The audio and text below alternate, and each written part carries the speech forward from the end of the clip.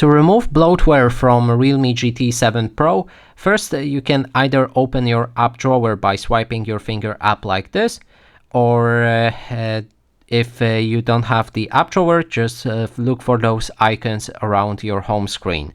And now we can find all of the apps that were pre-installed with our device, that is the bloatware.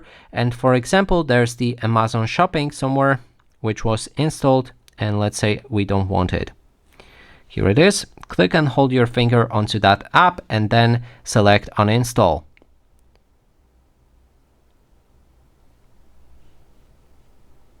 Also, I locked this app, so sorry for that, but now when we go back, we can uninstall it without any problem.